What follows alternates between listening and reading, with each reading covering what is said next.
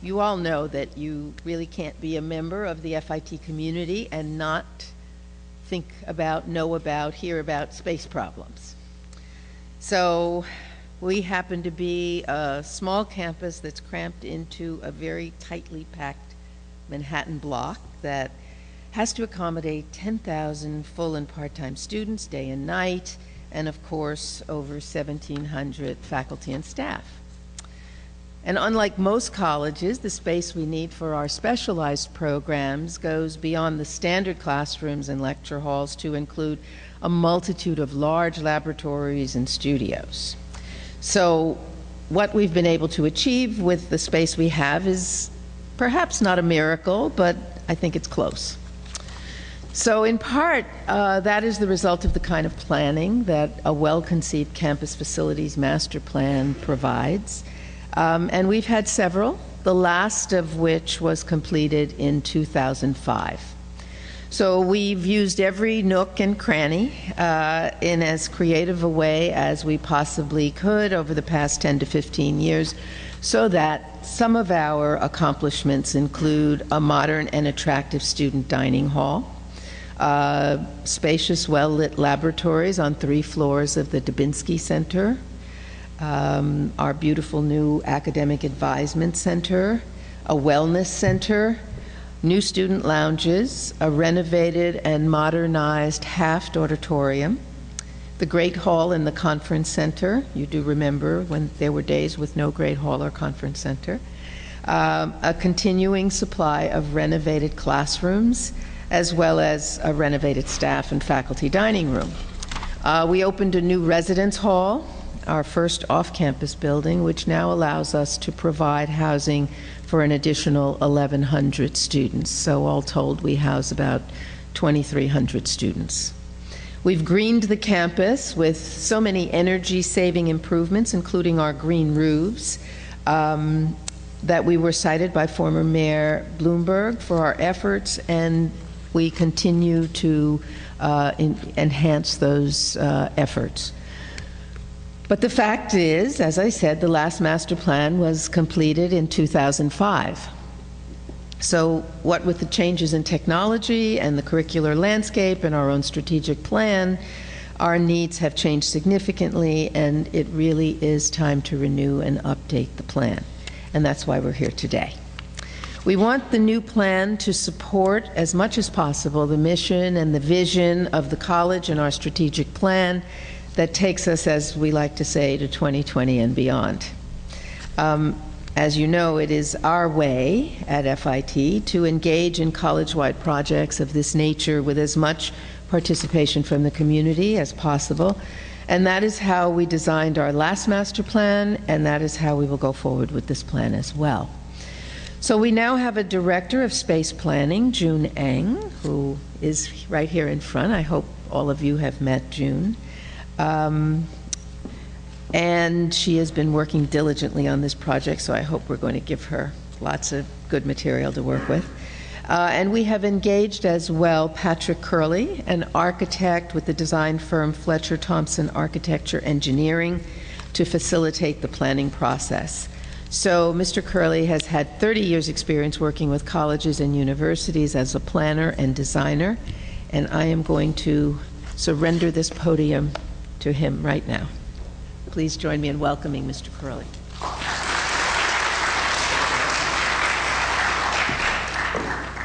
Thank you, Dr. Brown. Welcome, everybody, and first of all, thank you for being here. It's always difficult to get people and get you out of your routine to here, but into a place like this to think about something. But we really do appreciate it, and we really do need everyone's thoughts, input, and reactions if we will have a successful plan. As a reminder, there's another session just like this one, the Town Hall meeting #1, and it'll be on Thursday evening between 5 and 6. So please encourage your friends, colleagues, students, faculty, administration, everybody you see, have them come, and we really do welcome their input and thoughts. So today, what we'd like to do is we'd like to leave you with feeling of what the master plan process is going to be, how you can take part in it, and in the end, what will be the resulting document that will guide you forward. I'd like to just start for a second and give you a three-dimensional view of what Dr. Brown talked about, your campus. This is it, with a couple of exceptions. Kaufman Hall is uptown and west a little bit.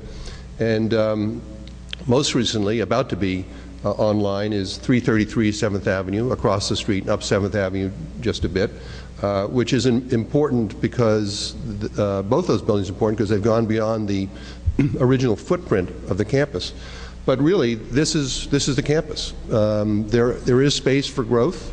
There are some additional nooks and crannies, but the message to take away from this picture is that you don't have sprawling woods, fields, ballpark, parking lots like some suburban and rural campuses do. You are really constrained by for now at least, with the real estate that you have. So literally every square inch counts, and the decisions made today about how the existing square inches are used and the future square inches are used are really critical. You want to make the right decision and ask the right questions today so that FIT in 5 years, 10 years, 20 years is successful because it made the right decisions right now. So just to start at the beginning, a master plan definition, an organized set of decisions to implement an institution's evolving long-term strategy in service of its mission. And the key word here is evolving. And if I just look at a piece of your mission that says you are preparing students for professional excellence in design and business, that's a piece of it, but that's literally what it says. Just in that one fragment of a sentence, what does preparing mean? What preparing a student 5 years ago, 20 years ago, is very different than what preparing a student means today and what it could mean in 5 or 20 years. So getting ready to prepare students in terms of physical facilities could mean something very different. There's certainly implications as to what that could be. What does professional excellence mean? Who are the profession? What is the profession? Who are the people that are going to hire the FIT students of today and in the future? Where are they? They're not just here. They're somewhere in the country. They're somewhere in the world. And the actual nature of design and business is constantly changing. So those are, in one little short phrase, there's a tremendous amount of variety. So the master plan is an attempt to harness change, predict change as best as it can, and recommend facilities that will give you the best chance of doing the best job you can as an institution. Society changes, we know, every day. The economy certainly changes every day. Demographics, New York 20 years ago, 50 years ago, and today are very different places. Where's New York going to be and the country going to be in 5 years, 10 years? You need to anticipate that as best as you can if you're going to be successful. And certainly the pace, most of all, of technology and knowledge is not just changing rapidly, it's increasing its rapidity of change. So those are the types of changes that the master plan needs to discuss. We need your feedback, your thoughts about where you see the changes coming from so we can have a successful basis for making decisions in the future. Master plan does not happen in isolation. It's really part of a continuum of planning that starts at the accreditation, institutional accreditation that FIT and any other accredited college and university must go through to prove that it is a worthy institution to open its doors for business. And that is a rotating, continuous, cyclical process. Strategic planning, if you don't have it by your bedside, you should. There's your strategic plan, or it's online too, and you really need to read it if you haven't read it, and you need to read it again because we'll refer back to it constantly as the roadmap for this project, but also for the institution going forward in general. Of course, nothing that gets recommended comes for free. All those nooks and crannies and square inches, whether they're new square inches or renovated existing square inches, need to be paid for. And whether you're Harvard or somewhere at the other end of the spectrum, nobody gets everything that they want. Decisions have to be made, budgets have to be planned, and sequences of annual budgets need to incorporate what your vision is for the future and the campus. And master planning then will be a document that is between the strategic plan and actually implementing projects in a way that keeps the budget happy, whether it's a renovation or an addition or the addition of technology, but somehow the physical entity of the campus will evolve and change to take care of the way you see FIT becoming in the decades and years to come. As Dr. Brown said, there have been past master plans and there'll be future master plans. So it's something that needs to be revisited constantly. The only caveat I would say to that is that the pace of change seems to be, particularly in the last 10 years, 15 years, the pace of change seems to be not higher, but it is higher, but it's also accelerating. So the revisiting of the master plan may be something that institutions look at more closely and on a more regular basis and more intensively so that they can adjust to all the external changing needs and the internal changing needs as well. So just to understand what's in the strategic plan, there's a lot of great information, but at a bird's eye view, there are three essential goals that wrap up into them other initiatives and goals. But the goal number one is to ensure academic and creative excellence. And I can tell you from looking at a lot of different strategic plans for different institutions, almost everyone says that. The difference at FIT is the addition of the word creative. So academic, and I'd say the addition or the coupling of academic and creative is, I think, critical to FIT's brand and the way you see yourselves and the way the world sees you.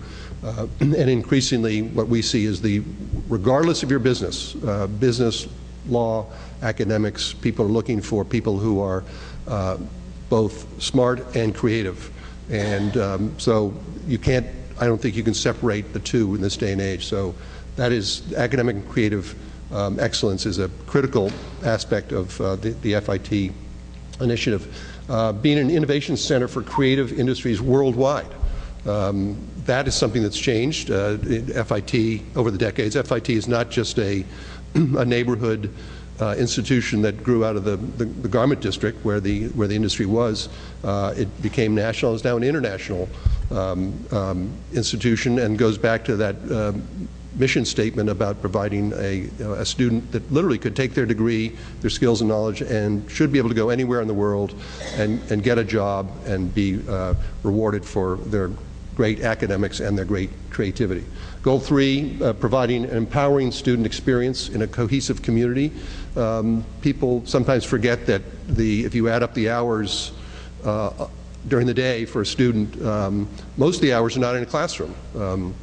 So there's the instructional and instructional support parts of the campus, but think of all the social activity that happens in any number of places, from a dining hall, student activity center, sitting on the wall outside on a nice day, all the social skills that get learned one way or another in a residence hall.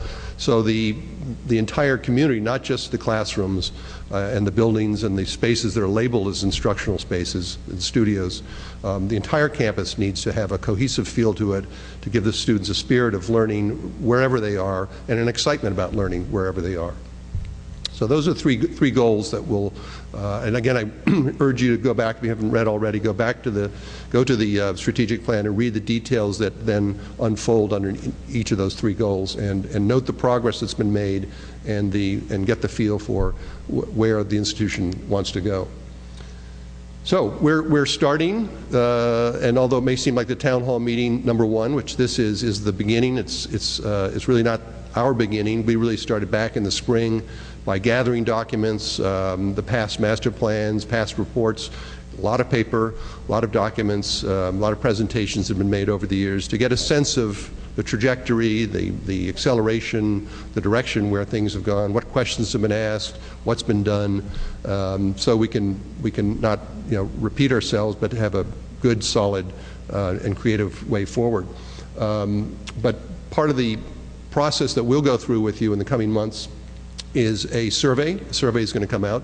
shortly. We're just in the process of discussing how that will be released, the method, best method for people to respond to it, best and easiest method so that people are encouraged to respond to it. But that's a critical piece of information for us because it really gets people's individual ideas on various aspects of the FIT experience and spaces and functions and puts them all together. So it's really, really critical for us to get that information. We will then crunch the numbers and there'll be a sense of how the community feels about all the questions on the survey. And it may align with your particular view on a topic or may be out of line with the way you feel about a particular topic, but you'll get a sense then of how the community feels about every topic in question, and therefore that will become a really critical part of making decisions and understanding how things are viewed at present. There will be a master plan website that's in progress, so if you want to look at survey results, look at this presentation, any number of things that come up, progress reports on the master plan itself, there will be a place you can go to do that and interact with it. One of the key aspects of understanding where the institution is going to go is understanding enrollment growth and trying to predict it. It's not very easy to do, I can tell you. But nevertheless, people project as best they can, they update it. But ultimately, there will be a number of students here that will be here, and given the limitations and the size of your campus, there's a finite number of students that will be here. That number of students relates into full-time equivalent students, mixture of part-time and full-time, and ultimately helps drive the budget, helps make decisions about instructional spaces and other kinds of spaces, capacities and all that. So enrollment growth, even a modest enrollment growth over 5, 10, 15 years becomes a big number to contend with. So we are in discussions now about how to accurately project that number. We need to understand the needs of the curriculum. Back to that slide about changing. Everything is evolving, everything is changing, especially technology. We need to know what the curriculum will be in 5 to 10 years, where the winds of change blowing, what you need to teach here so that students have achieved professional excellence in the world, and that their skills and what they learn is of great value. Therefore, what happens in the instructional spaces, the studios and classrooms themselves, is critically important to know what spaces to support those efforts. We will also compare FIT to other campuses just to get a sense of how other places size their classrooms, size their overall physical plant, just to understand where you may be deficient, and so we can correct matters and understand FIT's space situation in a larger context. So the schedule is, as I said, now with the first town hall meeting, but we did start back in gathering information in the spring of this year. The survey is almost complete in terms of its draft, and that will start including interviews with different user groups starting in a couple of weeks and lasting about 3 weeks. So by end of October into November, we will have completed the face-to-face interview process, and I hope we will have received back the survey results, and then we begin to crunch the numbers, read the interviews, read what we've gathered from the interviews, read what we've learned from the surveys, and try to put together all the data that's come in to us in those ways. So December is really data mining, data crunching time, and the whole process will be interspersed with 3 town hall meetings. So we'll be able to check in with you, and you can ask questions, but at least there'll be a public forums, public presentations. This is the October one, and another one, as I said, Thursday evening between 5 and 6. There'll be another similar setup, probably 2 town hall meetings to give everyone a chance to be here in February of 2015. And then finally, kind of wrapping up the project in April of 2015, there'll be a 3rd and final town hall meeting that summarizes what we've learned, what we've found, and what the master plan holds. So we hope to be completed by the spring of 2015. It seems like it's a ways away, I'm already starting to panic because it seems like it's not very far away, and we have a lot of work to do. But it's going to be helpful having your input to make it easy. We've started writing down what we expect to get out of the master plan, what you can expect to get out of the master plan, so it's successful. We keep on going back to the strategic plan, but as I said, the master plan will be the vehicle that really implements what the strategic plan wants to do. It will take what FIT says it wants to achieve in terms of its the 3 goals, and recommends how physical changes to the existing campus can be made to best accommodate those needs.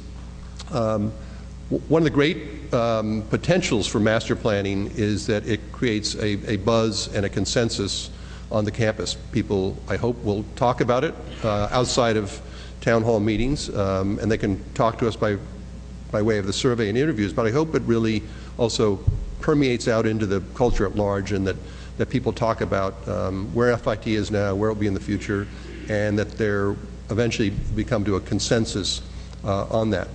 I also hope that there's great spirited debate about it. There should be. Not everyone will be perfectly happy. But the community as a whole, I think, should be happy and confident that it has taken the correct path forward, and it's done the most effective things for the largest part of the community. Then there are a series of needs that we think the master plan will address. Ultimately, coming here as an FIT student should be a great experience. And as I said before, that experience occurs both in the classroom, but should occur anywhere on the campus. So for your entire day, entire week, entire semester, your entire years at FIT, you should have a great experience here. So that's one of the results of completing and implementing the master plan. We know there's space problems all over the place, and we know that the faculty space needs attention, so that'll be something we focus on. And going back to curriculum, if the curriculum changes, how does the faculty change to support that curriculum? So all these pieces are connected together. The instructional space in the curriculum. As I said before, the curriculum will evolve as internal and external demands present themselves, so you want to make sure that your instructional space and your instructional support space, including your studio spaces, all are focused on providing the best academic environment and learning environment for the students. Technology is the most quickly moving item, and probably hardest to predict of anything. Look at it this way: the students who are in their 4th year at a higher education institution anywhere, if they're seniors, when they were seniors in high school, the iPads didn't exist. The iPhone didn't exist when the last master plan was done. So just those 2 items within the last master plan have really revolutionized the way people get information, the way they share information, the way they interact socially. So technology, what is going to be the next iPad, the next iPhone that's going to be revolutionary in terms of social interaction, the community, and certainly teaching. Security, we always want to make sure in the big city that everyone is safe and feels safe. So that'll be one of the focuses, how we can enhance security and make the buildings a comfortable and safe and easy to navigate experience. And ultimately, it's about enhancing the FIT brand. I mean, the FIT has a fantastic reputation. Brand is the word of the moment, and that's revealed by, I can say that, you all know that, and I believe it, I know you believe it, but the statistics actually prove it out. You have one of the highest graduation rates in the country. So whatever students think they're coming here for, they're sticking around, and they're getting through their courses, and they're graduating. And I don't think there's any better testimony to how good a brand is if people select it and then stick with it and are successful at it. But we will make it better. There's always room for improvement, and certainly want to acknowledge change and make the FIT brand even stronger than it is already. So with that, that was a quick flyby. We have a lot of work to do, and I know there's a lot of questions and answers, and you'll have opportunities through the survey and the website and interviews to do both. And but for now, if there's, and I know you all have to run off to other appointments and meetings and classes, but if there is any questions you have right now that we can address, and I'll be very quick to say we can't address it, or I'll tell you when we will address it. Yes, please. Is this working? Hi, I'm Catherine Geib. I'm faculty in fashion merchandising, and I am also advisor for Merchandising Society with Professor Jane Werner, which is one of the largest clubs on campus. And we're proud to say that this semester we have over 216 students in our club. So I'm hoping that with the new master plan that we're considering more bigger spaces for clubs, because it gets difficult to find meetings. We meet every week, we have guest speakers, and sometimes it's very, well, especially this semester with over 200 students, it has become difficult to find meeting space for everybody. So those are spaces outside of the... Outside of the classroom, right. But larger meeting, like medium meeting spaces. So maybe 150 to 200 students. Right now we meet in D211, which is a great room, but it only holds 100 people. And now we've gone way over that with our club. Well, that's a great question, and because and right now the master plan doesn't know anything. we're blank. So we're really at the question of posing the right questions, like your question. Right. So if we want to have the right answers, we have to have first what's the right questions. Right, So and the problem also becomes is because meeting spaces like the Katie Murphy is a wonderful spot, but during common hour, everybody needs the space. We all need the big meeting spaces, and so some more medium space might be something to consider. And medium, somewhere 200, between I would say. 200, okay. I guess that's not medium, huh? Is that That's large? pretty big. But more large scale space for larger clubs. Okay. Which is a great thing to have. The students are really very engaged in the clubs on campus, and they're becoming bigger and bigger. Well, and that's a great thing to know about, because a space like that is not a nook or a cranny. That's a big piece. So yeah, we can't nook and cranny anymore. And whenever you do planning like this, you need to. I always say it's like filling the fish tank. You put in the big rocks first, and then the little gravel. So that is a big rock. That's a big thing. Those types of spaces are big pieces that need to be thought about, and in terms of where can they go, and then what's the best use of the space, so we build the right thing. Thank you. Thank you. Anyone else? Free coffee gift certificate if you ask one more question. Oh, their hands went up for that. Hi, I'm Gloria Lang, and I'm an adjunct in the Home Products Development Department, and I represent the department that is the antithesis of FMM. We're tiny. We only graduate about 24 students each year, and for us the issues are opposite what FMM is. We can meet anywhere.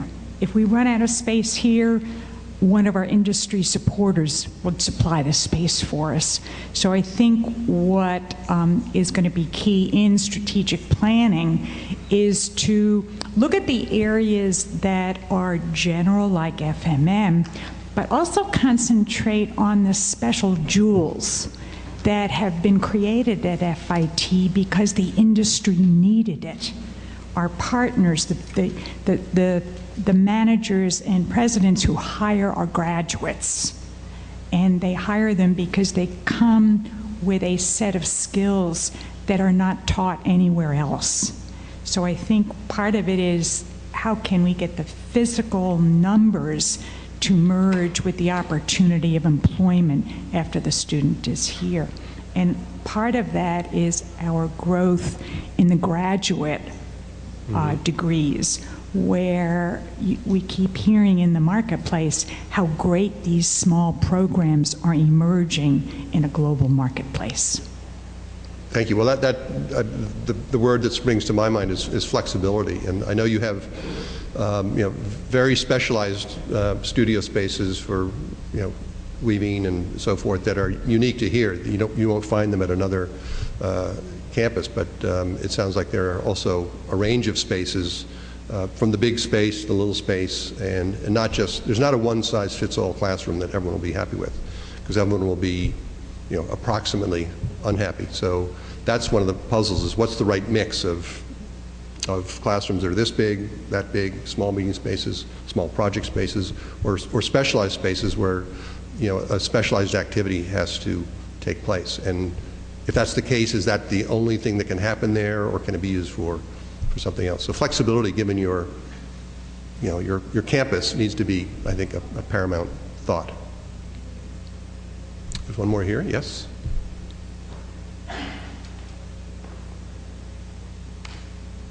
Hi, I'm Janet Rosine. I'm a librarian, and I know our library director has a lot of ideas for you. But along with the idea for big spaces, the library needs collaborative spaces because our students work together as teams. And if you look at our size student body, the number of seats and the number of spaces, so I'm sure that's going to be part of what you're looking at. We also could use a student center, which goes to the clubs. We really don't have a place that's open all the time. We have little lounges, and I don't know where you're going to find the real estate for that, but we really could use a place for the students to congregate. And my last really big idea is all of our art studios need natural light. They need skylights, they need ventilation. I mean, if you go into our art studios, they just look like an old high school.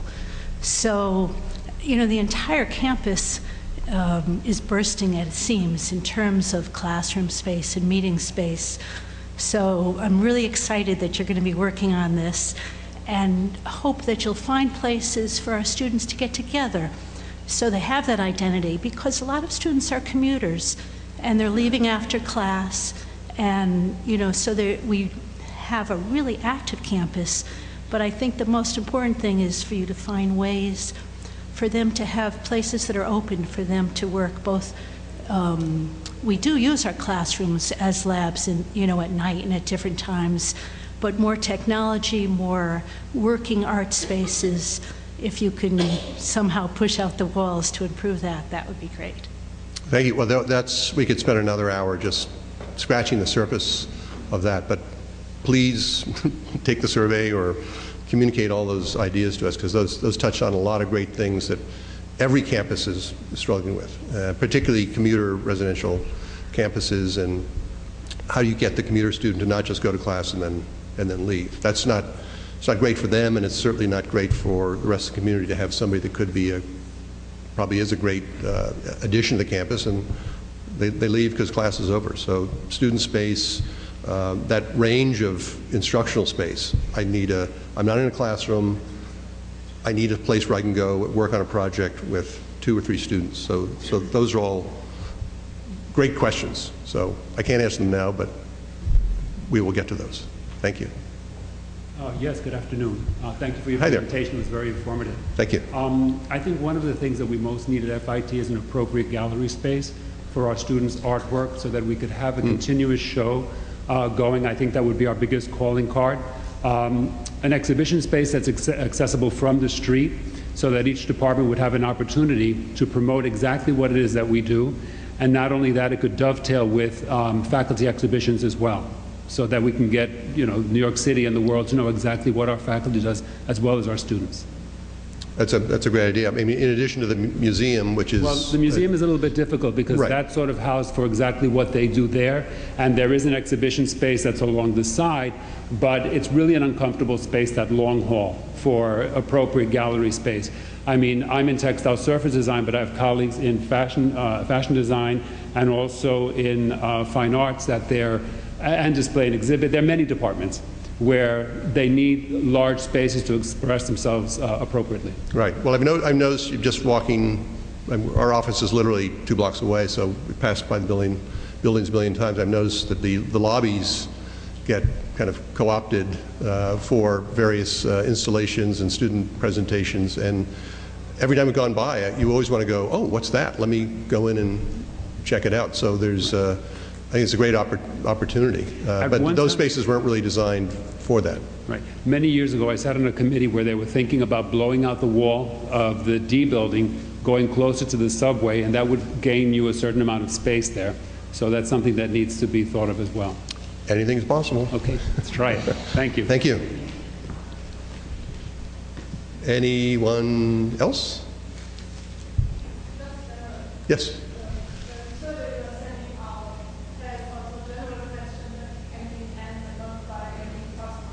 Yes, what we've done is when you see it, there are 4 categories, and I won't get into great detail about it, but there's 4 general categories, so the questions relate to a particular aspect of the campus.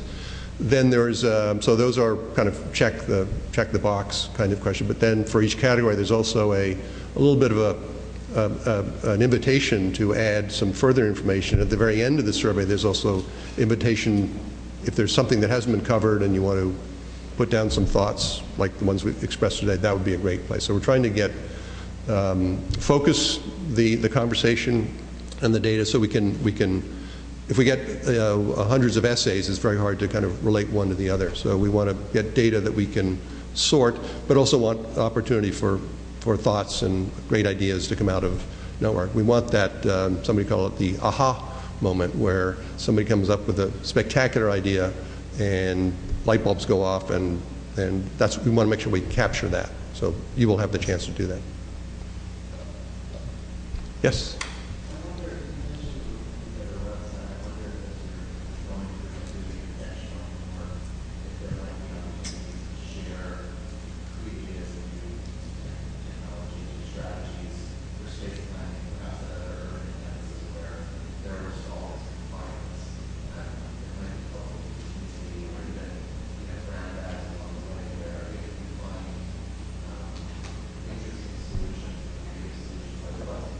Sure.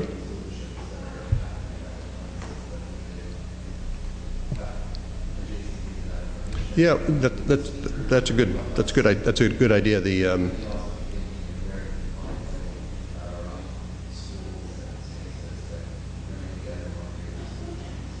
Yeah, and that's a great idea. We've already started gathering the basic information. SUNY has their own space standards, but there's nothing. Sounds like a criticism, but it's not. There's nothing creative about it. It just says this is how big an office is, this is how big a classroom is. So it's very, very kind of numerically intensive, but there's no insight into how the spaces should be used. So that would be. We've started calling other campuses to see if we can get that kind of information. Just food for thought. Anyone else? Looks like that's it. Thank you very much. Look forward to working with you.